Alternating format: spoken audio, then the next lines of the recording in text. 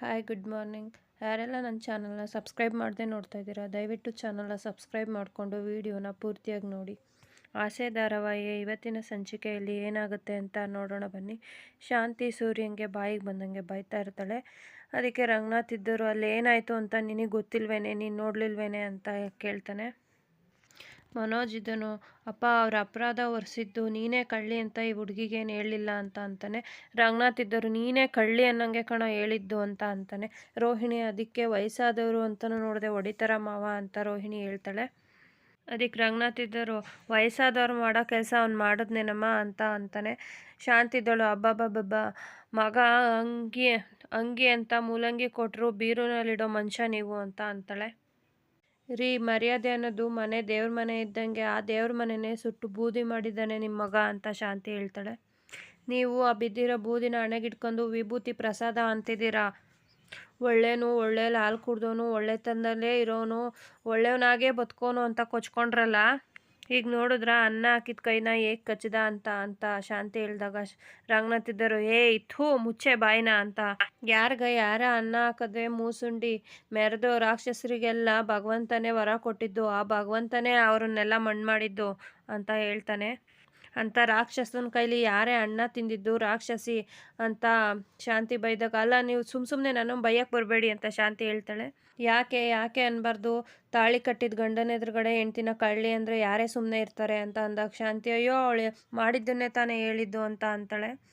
ರಂಗನಾಥ್ ಕೋಪದಲ್ಲಿ ಶಾಂತಿಗೆ ಹೊಡೆಯೋಕೆ ಹೋಗ್ಬಿಟ್ಟು ಮತ್ತು ರೋಹಿಣಿ ಮನೋಜ್ ಇರೋದನ್ನ ನೋಡ್ಬಿಟ್ಟು ಹಿಂದೆ ಬಂದುಬಿಟ್ಟು ನಿನ್ನ ಮೇಲೆ ಕೈ ಮಾಡಿದ ಪಾಪ ನನಗೆ ಅಂಟಬಾರ್ದು ಅಂತ ಸುಮ್ಮನೆ ಇದ್ದೀನಿ ಕಣೆ ಅಂತ ಬೈತಾನೆ. ಕೇಳಿಸ್ಕೊಳ್ಳೆ ಭದ್ರಕಾಳಿ, ನನ್ನ ಮಗ ಏನಾದರೂ ಆ ವಾಸುದೇವನ ವಿರುದ್ಧ ಮಾತಾಡಲಿಲ್ಲ ಅಂದಿದ್ರೆ ಅವನಿಗೆ ಹೊಡಿತಿದ್ದೆ ಈ ಏಟನ್ನು ಅಂತ ಅಂತಾನೆ. ಕೇಳಿಸ್ಕೊಳ್ಳೆ ಅನಿಷ್ಟವೇ, ಗಂಡಸಾಗಿ ಭಾಳ ತಾಳ್ಮೆಯಿಂದ ವ್ಯವಧಾನದಿಂದ ವರ್ತಿಸಿದ್ದಾನೆ ಕಣೆ ಅವನು. ಗಂಡನಾಗಿ ಅವನು ಕರ್ತವ್ಯ ಮಾಡಿದ್ದಾನೆ ಕಣೆ. ಪೈಸೆ ಕೂಡಾಕಿ ಗಂಡಂಗೆ ಕಾರ್ ಕೊಡಿಸಿದ ಅಪ್ರಂಜಿ ಕಣೆ ಅವಳು. ತಂದೆ ಕಾರ್ಯ ಮಾಡೋಕ್ಕೆ ದುಡ್ಡಿಲ್ಲದೆ ತಮ್ಮನ ಕೈ ಮುರಿದಿದ್ರು ನಾನು ಕೊಟ್ಟು ದುಡ್ಡು ಇಸ್ಕೊಳ್ದೆ ಇರೋಳು ಕಣೆ ಆ ಅಪ್ರಂಜಿ. ಹೂ ಮಾರಿದ ದುಡ್ಡಿಂದ ತಮ್ಮ ತಂಗಿ ತಾಯಿ ಜೀವನನ ಕಟ್ಕೊಡ್ತಿದ್ದಳು ಕಣೆ ಆ ತ್ಯಾಗಮಯಿ. ಹೇಳಿದ್ದನ್ನೆಲ್ಲ ಕೇಳಿಸ್ಕೊಂಡು ಅಂದಿದ್ದನ್ನೆಲ್ಲ ಅನ್ನಿಸ್ಕೊಂಡು ಈ ಮನೆಗೋಸ್ಕರ ದುಡಿತಿರೋಳು ಕಣೆ ಆ ಮಮತಾಮಯಿ. ತಂದೆಯಾಗಿ ನಾನೇ ಬೇಡ ಅಂದರೂ ನಿನ್ನ ದುಃಖನ ನೋಡೋಕ್ಕಾಗದೆ ರವಿ ಶ್ರುತಿನ ಮನೆಗೆ ಕರೆಸ್ಕೊಂಡವಳು ಕಣೆ ಅವಳು ತಾಯಿ. ಅಂಥವಳನ್ನ ಕಳ್ಳಿ ಅಂತ ಹೇಗೆ ನಂಬ್ತೀಯ ನೀನು, ಹೇಗೆ ಅಂತೀಯ ಅಂದಾಗ, ಅದು ಅವ್ರು ನೋಡಿದಾಗ ಚೈನ್ ಅವಳ ಕೈಯಲ್ಲೇ ಇತ್ತಲ್ಲ, ಇದ್ಬಿಟ್ರೆ ಆ ದರ್ಬೇಸಿಗಳು ಹೇಳಿದ ಮಾತನ್ನ ನಂಬ್ತೀಯನೇ ನೀನು. ಈ ಮನೆ ಮಕ್ಳು ಹೇಳಿದ ಮಾತನ್ನ ನಂಬೋಕ್ಕಾಗೋದಿಲ್ವ ನಿನಗೆ ಅಂತಾರ ರಂಗನಾಥ್ ಹೇಳ್ಬಿಟ್ಟು ಮನೋಜ ಎಲ್ಲೋ ಶ್ರುತಿ ಅಂತ ಕೇಳ್ತಾನೆ. ಮನೋಜ್ ಇದ್ದವನು ಗೊತ್ತಿಲ್ಲಪ್ಪ ಅಂತ ಅಂತಾನೆ. ಶಾಂತಿ ಇದ್ದವಳು ಇಷ್ಟೊಂದು ಅವಮಾನ ಆಯ್ತಲ್ಲ, ಅವಳು ಮನೆಗೆಲ್ಲಿ ಬರ್ತಾಳೆ, ಅವ್ರು ತವ್ರ ಮನೆಗೆ ಹೋಗಿದ್ದಾಳೆ ಅಂತ ಶಾಂತಿ ಹೇಳ್ತಾಳೆ. ರಂಗನಾಥ್ ರವಿ ಅಂತ ಕೇಳಿದಾಗ ಅವನು ಶ್ರೀಮಂತ ಹೆಂಡ್ತಿನ ಬಿಟ್ಟು ಇಲ್ಲೇನಿದೆ ಅಂತ ಬರ್ತಾನೆ ಈ ದರಿದ್ರ ಮನೆಗೆ ಅಂತ ಅಂತಾಳೆ. ಈ ಮನೆ ಗಂಡು ಮಗ ಅನ್ನೋದವ್ನ ತಲೆಯಲ್ಲಿದ್ದರೆ ಅವ್ನು ಇಲ್ಲಿ ಬಂದೇ ಬರ್ತಾನೆ, ಬರೀ ಗಂಡ ಅನ್ನೋದವ್ನ ತಲೆಯಲ್ಲಿದ್ದರೆ ಅವನು ಅಲ್ಲೇ ಇರ್ತಾನೆ, ಅದನ್ನು ಕೇಳ್ಬಿಡ್ತೀನಿ ಬಿಡು ಒಂದು ಮಾತು ಅಂತ ಹೇಳ್ಬಿಟ್ಟು ರಂಗನಾಥ್ ರವಿಗೆ ಫೋನ್ ಮಾಡ್ತಾರೆ. ಈ ಕಡೆ ಮೀನಾ ಸೂರ್ಯ ಕಾರಲ್ಲಿ ಬರ್ತಾ ಇರ್ತಾರೆ. ಸೂರ್ಯ ಹೋಟೆಲ್ ಹತ್ರ ಕಾರ್ ನಿಲ್ಲಿಸ್ತಾನೆ. ಮೀನಾ ಇದ್ದಳು ಇಲ್ಲೇ ಯಾಕ್ರಿ ನಿಲ್ಲಿಸ್ತ್ರಿ ಅಂತ ಕೇಳಿದಾಗ ಸೂರ್ಯ ಇದ್ದನು ಒಳಗಡೆ ಪಿಕ್ಚರ್ ತೋರಿಸ್ತಾರೆ, ಅದಕ್ಕೆ ಹೋಟೆಲಲ್ಲಿ ಯಾರಾದರೂ ಪಿಕ್ಚರ್ ತೋರಿಸ್ತಾರ ರೀ ಅಂತ ಮೀನಾ ಕೇಳ್ತಾಳೆ. ಸೂರ್ಯ ಪಿಕ್ಚರ್ ಅವರು ಹೋಟ್ಲು ತೋರಿಸಲ್ವಾ, ಹಂಗೆ ಇದೂ ಹೋಟೆಲಲ್ಲಿ ಪಿಕ್ಚರ್ ನೋಡ್ಕೊಂಬರೋಣ ಬಾ ಅಂತ ಕೆಳಗಿಳಿಸ್ತಾನೆ. ಸೂರ್ಯ ಬೆಳಗ್ಗೆನೇ 2 ಇಡ್ಲಿ ಕಾಫಿ ಮಾತ್ರ ತೊಗೊಂಡಿರೋದು, ಮನೇಲಿ ಊಟ ಸಿಗುತ್ತೆ ಅಂತ ಅಲ್ಲಿಗೆ ಹೋಗೋವರೆಗೂ ಇದ್ದರೆ ನಾವೇ ಊಟ ಹಾಕ್ತೀವಿ ಹೆಂಡ್ತಿ ಅಂತ ಅಂತಾನೆ. ಬಾ ಇಲ್ಲೇ ಏನಾದರೂ ಪೋಣಿಸ್ಕೊಂಡು ಹೋಗೋಣ ಅಂತ ಸೂರ್ಯ ಹೇಳಿದಾಗ ಮೀನಾರಿ ನಿಮ್ಗೆ ಊಟ ಮಾಡೋ ಮನಸ್ಸಿದೆಯಾ ಅಂತ ಕೇಳ್ತಾಳೆ. ಸೂರ್ಯ ಇದನ್ನು ಊಟ ಮಾಡೋದಕ್ಕೆ ಮನಸ್ಸೆಲ್ಲ ಹಸಿಬಿರ್ಬೇಕು ನನಗದು ಇದೆ ಅಂತ ಹೇಳ್ತಾನೆ. ಮೀನಾ ನಡೆದಿರೋ ಯಾವ ವಿಷಯದ ಬಗ್ಗೆನೂ ನಿಮಗೆ ಬೇಜಾರಿಲ್ವಾ ಅಂತ ಕೇಳಿದಾಗ ಸೂರ್ಯ ಬೇಜಾರಾಗೋದಕ್ಕೆ ನಾನೇನೇ ಮಾಡಿದ್ದೀನಿ ಅಂತ ಅಂತಾನೆ. ಮೀನಾ ಇದ್ದಳು ನೀವು ಶ್ರುತಿ ಅವ್ರ ತಂದೆ ಮೇಲೆ ಕೈ ಮಾಡಿದ ತಪ್ಪು ಅಂತ ಲೇ ಚೌಲ್ಟ್ರಿ ಅಲ್ಲದೆ ಬೇರೆ ಎಲ್ಲಾದರೂ ಅವನ ಮಾತಾಡಿದರೆ ನನಗೆ ಅಂತ ಉಗ್ರ ಸೂರ್ಯ ಸ್ವಾಮಿ ಅಂತ ದೇವಸ್ಥಾನ ಕಟ್ಟಿಸ್ಬೇಕಾಗಿತ್ತು ಅಂತ ಹಂಗೆ ಬಗದು ಬಿಡ್ತಿದ್ದೆ ಅವನನ್ನ ಅಂತ ಸೂರ್ಯ ಹೇಳ್ತಾನೆ. ಅದಕ್ಕೆ ಮೀನಾ ಇದ್ದಳು ರೀ ವಯಸ್ಸಾದವ್ರವರು ಅಂತ ಅಂತಾಳೆ. ಹಾಗಂತ ಕಳ್ಳರು ಕೊಲೆಗಾರರು ಉಗ್ರಗಾಮಿಗಳು ಇವ್ರಿಗೆಲ್ಲ ವಯಸ್ಸಾಗಿದೆ ಅಂತ ನ್ಯಾಯದೇವತೆ ಸುಮ್ಮನಿದ್ದು ಬಿಡ್ತಾರ ಅಂತ ಸೂರ್ಯ ಹೇಳ್ತಾನೆ. ತಪ್ಪಿಗೆ ಶಿಕ್ಷೆ ಕೊಡಲೇಬೇಕು ತಾನೇ ಅಂತ ಅಂದಾಗ ಮೀನಾ ಇದ್ದಳು ಆದರೆ ಆ ತಪ್ಪಿಂದ ರವಿ ಶ್ರುತಿ ಇಬ್ಬರಿಗೂ ಹಿಂಸೆ ತೊಂದರೆ ಆಗುತ್ತೆ ಅಲ್ವಾ.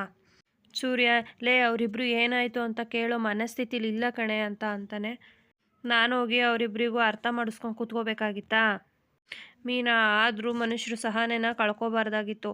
ನಾನು ಬೆಳಗ್ಗೆಯಿಂದ ನೀವು ಸೈಲೆಂಟಾಗಿದ್ದಿದ್ದು ನೋಡಿ ಎಷ್ಟು ಖುಷಿಪಟ್ಟಿದ್ದೆ ಗೊತ್ತಾ? ಸೂರ್ಯ ಹಂಗಿದ್ರೆ ತಪ್ಪು ನಿಂದೆ ಅಂತ ಅಂದಾಗ ಮೀನಾ ನಂದ ಅಂದಾಗ ಸೂರ್ಯ ಅವನು ಯಾವನೋ ಬಂದು ಕಾಲು ತುಣಿಸ್ಕೊಂಡೆ, ಬೆನ್ನಿಗೆ ಬಂದು ಇನ್ನೊಬ್ಬ ಹೊಡಿಸ್ಕೊಂಡೆ, ಇನ್ಯಾವನೋ ಒಬ್ಬ ಕುಡಿಯೋಣ ಅಂತ ಕರ್ಕೊಂಡೋಗಿ ಹಿಂಸೆ ಮಾಡ್ದ, ಕುಡಿದೆ ಸಂಭಾಳಿಸಿ ಕಳಿಸ್ದೆ. ಆದರೆ ನಿನ್ನನ್ನು ಕಳ್ಳಿ ಅಂತ ಅದೇ ಆ ಮುದಿಯ ಹಾಫ್ ಬಾಯ್ಲನ್ ಮಗ ಅಂದಾಗ ನೀನು ಯಾಕೆ ಸುಮ್ಮನೆ ಇರಲಿಲ್ಲ? ಮೊಲದ ಥರ ಪುಟು ಪುಟು ಅಂತ ಓಡ್ ಬಂದು ಮ್ಯಾಗ್ನೆಟ್ ಥರ ನಾನು ತಪ್ಕೊಂಡು ಹತ್ತಿದ್ದೆ ಏನಕ್ಕೆ? ಏನೂ ಆಗೇ ಇಲ್ಲ ಅಂತ ಸುಮ್ಮನೆ ಇದ್ಬಿಟ್ಟಿದ್ರೆ ಏನೂ ಆಗ್ತಾನೆ ಇರಲಿಲ್ಲ, ಪ್ರಾಬ್ಲಮ್ಮೇ ಇರ್ತಿರಲಿಲ್ಲ, ಎಲ್ಲ ಸಾಲ್ವ್ ಆಗ್ತಿರೋದು. ಆಗಲ್ಲ ಅಲ್ವಾ, ಆಗಲ್ಲ ಅಂತ ಅಂತಿರ್ತಾನೆ. ನೋಡು ಮೀನಾ, ಮನುಷ್ಯ ಅಪರಾಧಿಯಾಗಿ ಬದುಕ್ಬೋದು, ಆದರೆ ಅಪರಾಧನ ಹೊತ್ಕೊಂಡು ಬದುಕೋಕ್ಕಾಗಲ್ಲ ಕಣೆ. ನಿಂಗೂ ಬೇಜಾರಾಯಿತು, ನಿನ್ನನ್ನು ನೋಡಿ ನನಗೂ ಬೇಜಾರಾಯಿತು. ಇಷ್ಟೆಲ್ಲ ಆದ್ರೂ ಅಪ್ಪನೇ ಅವ್ರ ಮೇಲೆ ಎಗರ್ಕೊಂಡು ಹೋಗ್ತಾ ಇದ್ದಿದ್ದು ನಾನೇ ಎಷ್ಟು ಸಮಾಧಾನ ಮಾಡ್ತಿದ್ದೆ ಅಲ್ವಾ? ಆದರೆ ಆ ಹಾಫ್ ಬಾಯ್ ತಲೆಯಲ್ಲಿ ಏನೇನು ಮರ್ಮಗಳಿತ್ತು, ಬೇಕು ಅಂತಲೇ ಬಾಯಿಗೆ ಬಂದಿದ್ದೆಲ್ಲ ಮಾತಾಡ್ದ ಅವನು. ಅದಕ್ಕೆ ನಾಲ್ಕು ಬಿಟ್ಟೆ. ನೋಡು ಅಮ್ಮ, ಈಗ ಆಗಿರೋ ಪಾಪದಲ್ಲಿ ಪಿತ್ರಾರ್ಜಿತ ತಪ್ಪುಗಳು, ಸ್ವಯಾರ್ಜಿತ ತಪ್ಪುಗಳು ನಂದು ಯಾವುದೂ ಇಲ್ಲ ಅಂತ ಸೂರ್ಯ ಹೇಳ್ತಾನೆ. ಹೊಟ್ಟೆ ಹಸ್ತು, ಕಳ್ಳು ಲಿವರು ಎಲ್ಲ ಕುಚಿಪುಡಿ ಆಡ್ತೈತೆ, ಬಾರವ ತಿನ್ನೋಣ ಅಂತ ಅಂದಾಗ ಮೀನಾ ನನಗೆ ಬೇಡ ಅಂತ ಅಂತಾಳೆ. ನೀವು ಬೇಕಾದರೆ ಹೋಗಿ ತಿನ್ನಿ ಅಂತ ಅಂದಾಗ ಸೂರ್ಯ ನಾನು ಒಬ್ಬನೇ ತಿನ್ನೋದಾಗಿದ್ದರೆ ಯಾವ್ದಾರು ಬಾರ್ಗೋ ಕೂತ್ಕೊಂಡು ವೆರೈಟಿಯಾಗಿ ತಿಂತಿದ್ದೆ ಅಂತ ಅಂತಾನೆ. ಸೂರ್ಯ ಅದು ಬೇರೆ ಆಸೆ ಇದೆಯಾ ನಿಮಗೆ? ಹೌದು ಇದೆ.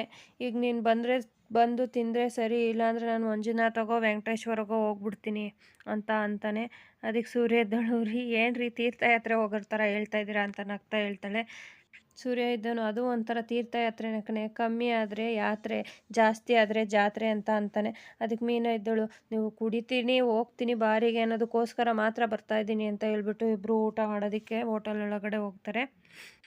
ಈ ಕಡೆ ರವಿ ಶ್ರುತಿ ಹತ್ರ ಬರ್ತಾನೆ. ಶ್ರುತಿಗೆ ಗೇಮ್ ಆಡ್ತಾ ಇರ್ತಾಳೆ. ರವಿ ಶ್ರುತಿ ಅಂತ 2-3 ಸರಿ ಕರೆದ್ರು ಅವಳು ಏನು ಮಾತಾಡ್ದಂಗೆ ರಿಪ್ಲೈ ಮಾಡ್ದಂಗೆ ಗೇಮ್ ಆಡ್ತಾ ಇರ್ತಾಳೆ.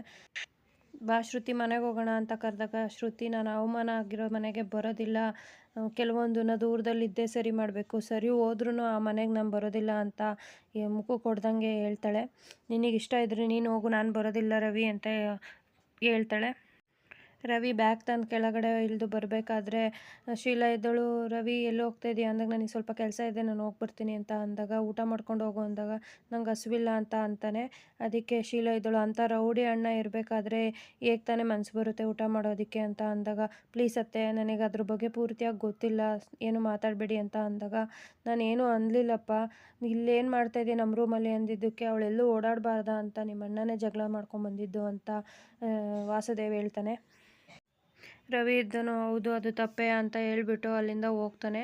ಆಮೇಲೆ ಶೀಲಾ ಇದ್ದಳು, ರೀ ಅವನು ಅವ್ರ ಮನೆಗೆ ಹೋದ್ರೆ ಏನು ಮಾಡೋದು ಅಂದಾಗ ವಾಸುದೇವ್ ಇದ್ದನು, ಹೋಗ್ಲಿ ಬಿಡು ಅಂತ ಅಂದಾಗ, ಅಲ್ಲೇ ಇದ್ದರೆ ಏನು ಮಾಡೋದು ಅಂದಾಗ ಅವನಲ್ಲಿ ಇರೋಕ್ಕೆ ಬಿಡಲ್ಲ ಅಂತ ಹೇಳ್ತಾನೆ. ಸೂರ್ಯ ಮೀನಾ ಮನೆಗೆ ಬರ್ತಾರೆ. ಶಾಂತಿ ಇದ್ದಳು, ನಿಂತ್ಕೊಳ್ಳಿ ಎಲ್ಲಿ ಅಂತ ಅಂತಾಳೆ. ಅದಕ್ಕೆ ಯಾಕೆ ಬಂದ್ರಿ ಇಲ್ಲಿಗೆ ಅಂತ ಕೇಳ್ತಾಳೆ. ಸೂರ್ಯ ಹಿಂದೆ ಮುಂದೆ ನೋಡಿಬಿಟ್ಟು ಯಾರಿಗೆ ಹೇಳ್ತಾ ಇದೆಯಾ ಅಂತ ಅಂದಾಗ, ನಿಮಗೇನೆ, ಇನ್ಮೇಲೆ ನಿಮ್ಮಿಬ್ಬರಿಗೂ ಈ ಮನೆಯಲ್ಲಿ ಜಾಗ ಇಲ್ಲ ಅಂತ ಅಂತಾಳೆ. ಏನು ಸಕ್ಕರೆ ಏನು ಹೇಳ್ತಾ ಇದೆಯಾ ಅಂತ ಸೂರ್ಯ ಹೇಳಿದಾಗ, ಇರೋದನ್ನೇ ಹೇಳ್ತಾ ಇರೋದು, ಇನ್ಮೇಲೆ ನಿನಗೂ ನಿನ್ನ ಹೆಂಡ್ತಿಗೂ ಈ ಮನೆಯಲ್ಲಿ ಜಾಗ ಇಲ್ಲ, ಇಲ್ಲಿಂದ ಹೋಗ್ತಾ ಇರೋ ಅಂತ ಸಿಟ್ಟಲ್ಲಿ ಹೇಳ್ತಾಳೆ. ಮೀನಾ ಯಾಕೆ ಹೋಗ್ಬೇಕತ್ತೆ ಅಂತ ಕೇಳಿದಾಗ, ಯಾಕೆ ಅಂದರೆ ಇದು ನಿಮ್ಮಪ್ಪನ ಮನೆ ಅಲ್ಲ, ಇದು ನಮ್ಮಪ್ಪ ನನಗೆ ಅಂತ ಕೊಟ್ಟ ಮನೆ ಅಂತ ಅಂತಾಳೆ. ಯಾಕೆ ಬರಬಾರ್ದು ಅಂತ ಕೇಳೋಕ್ಕೆ ನೀನು ಯಾರೇ ಮನೆ ಆಳಿ ಅಂತ ಅಂತಾಳೆ. ಸೂರ್ಯ ಒಬ್ಬ ಅದಕ್ಕೆ ಹೇಳೋದು ಅಯೋಡನ ಉಪ್ಪು ತಿನ್ನೋ ಅನ್ನೋದು, ಸಿಕ್ಕಿದ್ದು ಯಾವುದೋ ಒಂದು ತಿಂದಿದೆ, ಅದಕ್ಕೆ ಸ್ಟವ್ ಕೆಳಗಡೆ ಕುತ್ತೋಳ ಥರ ಆಡ್ತಾ ಇದೆಯಾ ಅಂತ ಮುಂದೆ ಬರೋದಕ್ಕೆ ಮೀನಾ ಮತ್ತು ಸೂರ್ಯ ಕೈ ಇಟ್ಕೊಂಡು ಮುಂದೆ ಬರ್ತಾರೆ. ಶಾಂತಿ ಇದ್ದಳು, ಅವರಿಬ್ರು ತಳ್ತಾಳೆ. ಹಾಗೇನೆ ಬೊಗ್ಳುತ್ತಿರೋದು ಕೇಳಿಸ್ತಾ ಇಲ್ವಾ ಅಂತ ಅಂತಾಳೆ. ಅಷ್ಟೊತ್ತಿಗೆ ರಂಗನಾಥ್ ಕೂಡ ಅಲ್ಲಿಗೆ ಬಂದ್ಬಿಟ್ಟು, ಶಾಂತಿ ಏನು ನಡೀತದೆ ಇಲ್ಲಿ ಅಂತ ಕೇಳಿದಾಗ, ನಿಮ್ಮ ತಂದಿರೋ ಸೊಸೆಗೆ ಮತ್ತು ನಿಮ್ಮ ಮಗನಿಗೆ ಈ ಮನೆ ಬಿಟ್ಟು ಹೋಗ್ತಾ ಇರೋ ಕೇಳಿ, ಇಲ್ಲಾಂದರೆ ಇಲ್ಲಿ ಏನು ನಡೆಯುತ್ತೆ ಅಂತ ಗೊತ್ತಿಲ್ಲ ನನಗೆ ಅಂತ ಅಂತಾಳೆ. ರಂಗನಾಥ್ ಒಬ್ಬ ಮಗ ಮನೆ ಬಿಟ್ಟು ಹೋಗಿದ್ದಾನೆ ಅನ್ನೋ ದುಃಖದಲ್ಲಿ ನಾವಿದ್ರೆ ಇನ್ನೊಬ್ಬ ಮಗನ ಮನೆ ಬಿಟ್ಟು ಹೋಗೋಕೆ ಹೇಳ್ತೀನಿ ಅಂತ ಅಂದಾಗ, ಮರ್ಯಾದೆಯಿಂದ ಮನೆ ಬಿಟ್ಟು ಹೋಗೋಕೆ ಹೇಳಿ, ಇಲ್ಲಾಂದರೆ ಈ ಮನೆಯಲ್ಲಿ ನಾನಿರಲ್ಲ ಅಂತ ಶಾಂತಿ ಹೇಳ್ತಾಳೆ. ಆವಾಗ ಸೂರ್ಯ ಇದ್ದನು, ಓ ಇರೋದಕ್ಕೆ ವ್ಯವಸ್ಥೆ ನೀನೇ ಮಾಡ್ಕೊಂಡಿಯಾ ಇಲ್ಲ ನಾನು ಮಾಡಿಕೊಡ್ಬೇಕಾ, ಯಾವಾಗ ಬಿಟ್ಟು ಹೋಗ್ತೀಯಾ ಸಕ್ಕರೆ ಮನೆನ ಅಂತ ಅಂತಾನೆ.